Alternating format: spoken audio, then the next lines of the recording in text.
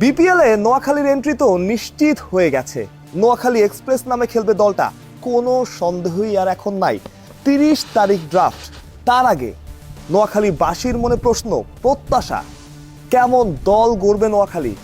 তাদের একটাই আশা, কোনো গড় পড়তামানের দল না, বড় দল হতে হবে, সেরা দল হতে হবে, চ্যাম্পিয়নের ফাইট দেওয়ার মতোই যেই দলটা থাকবে তেমন দলই করতে হবে। সেই প্রত্যাশা পূরণের চেষ্টাই করছে ম্যানেজমেন্ট। সূত্র বলছে, তার আগে বলে নেই আপনাদের চাওয়া কি, কেমন ক্রিকেটার কোচ আপনারা চান, মেন্টর হিসেবেই বা কাকে চান। সূত্র বলছে বেশ কজন নামী ক্রিকেটারের সাথে কথা বলছে নোয়াখালী, এবং সেটা হবে আপনাদের পছন্দ মতোই, অর্থাৎ ভালো লাগবে এমন নামই দলে ফেরানোর চেষ্টা করছে ফ্র্যাঞ্চাইজিটা।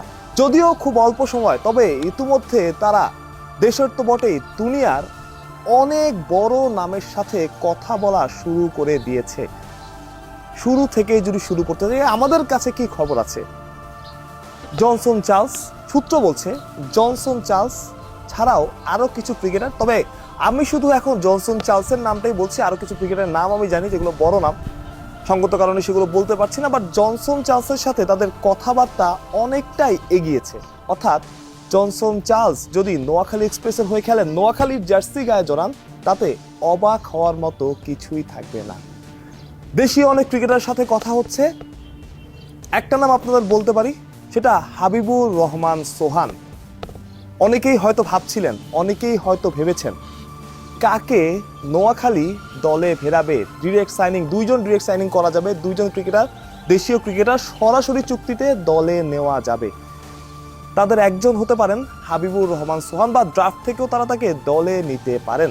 অর্থাৎ সোহানের সাথে তাদের কথাবার্তা প্রায় পাকা। যদি ডিরেক্ট সাইনিংও না হয়, ড্রাফটেও সোহানের ওপর তাদের চোখ থাকবে। তবে আশা করা যায় যে যে দুজন ক্রিকেটাররা নেবেন, সোহান কি করতে পারেন, কি করেছেন, সেটা তিনি সবশেষ উত্তিদের এশিয়া কাপেই দেখিয়েছেন। এমন সলিড হিটিং, এমন রিস্টের পাওয়ার বাংলাদেশি কজন ক্রিকেটার আছে, সেটা হয়তো চাইলেই মনে করা সম্ভব না বা বলে দেওয়া সম্ভব না। অর্থাৎ সোহান খেলতে পারেন নোয়াখালী এক্সপ্রেসে, যেটা নিশ্চিত করে এই সময় যখন একজন ক্রিকেটার, সোহান ভালো ক্রিকেটার হোক, মাঝারি মানের ক্রিকেটার হোক, সেটা নিয়ে পরের কথা, বাট যখন একজন ক্রিকেটার রিদমে থাকেন তখন তার জন্য সব কিছুই ইজি হয়ে যায়, যেমনটা হতে পারে সোহানের জন্য। এবং এখানে খুবই চালাকি এবং ভালো কাজটাই করতে যাচ্ছে বা করার চেষ্টা করছে নোয়াখালী। যারা ফর্মে আছে তাদেরকেই দলে ফেরানোর চেষ্টা করা হচ্ছে, যেমন সোহানের সেই সামর্থ্য আছে। তবে আমি চাইবো সোহানকে যদি খেলানোই হয়, তবে যাতে তাকে সেই স্বাধীনতাটা দেওয়া হয়, যেটা তিনি গত 2 আসরে পাননি। ঢাকার হয়ে খেলেছেন, খুলনার হয়ে খেলেছেন, কখনোই তিনি পর্যাপ্ত ম্যাচ খেলার সুযোগ পাননি। এমন একজন প্লেয়ার যিনি ফ্রিলি খেলতে পছন্দ করেন, তার 1-2 ম্যাচের পারফরমেন্স দেখে তাকে বাদ দিয়ে দেওয়া হয়েছে, বা তিনি কখন কোথায় নামবেন, কখন তিনি খেলবেন তিনি নিজেও জানতেন না। সুতরাং যিনি রিদমে আছেন তাকে যাতে ওই স্বাধীনতাটা দেওয়া হয়, যাতে সোহান 1 ম্যাচ খারাপ খেলে, 2 ম্যাচ খারাপ খেলে বলা হয় যে তুমি পুরো টুর্নামেন্ট খেলবা ভাই, কোনো সমস্যা নাই, জাস্ট নিজের খেলাটা খেলে যান, ফ্রিলি খেলে যান। আমার মনে হয় তাতে সোহান পারফর্ম করতে পারবে।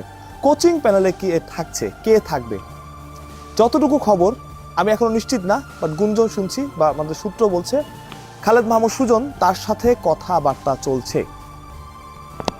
মেন্টর হিসাবেও একজন বড় নাম আসতে পারে, সে বাংলাদেশের না, দেশের বাইরের অবশ্যই, এবং সেটা অনেক বড় নাম। সেটা হতে পারে অস্ট্রেলিয়ার কেউ, সাউথ আফ্রিকার কেউ, নিউজিল্যান্ডের কেউ একজন। নামটা আমি শুনেছি, বাট সঙ্গত কারণে সেটা এখনো আগায়নি বেশি দূর, তাই আমি বলতে পারছি না। তো মেন্টর হিসেবে একটা বড় নাম থাকতে পারে। এই ছিল নোয়াখালী এক্সপ্রেসের সবশেষ আপডেট। আশা করা যায় বড় একটা দলই গড়বে নোয়াখালী। অনেক নেগেটিভ আলোচনা তো হয়, আমরা করি, তো একটু পজিটিভলি যদি চিন্তা করি, নোয়াখালী যদি বড় দল হয়, নোয়াখালী অনেক বড় ফ্যান পেজ আছে, নোয়াখালীর মানুষজন নোয়াখালীকে যতটা ওন করে সেটা আসলেই প্রশংসনীয়। নোয়াখালী অনেক বড় একটা ফ্যান পেজ পাবে, সেটার জন্য তাকে ভালো দল করতে হবে, ভালো না শুধু চ্যাম্পিয়ন হওয়ার মতো দলটাই করতে হবে। মাহফুজ প্রত্যয়, বিডি ক্রিক টাইম।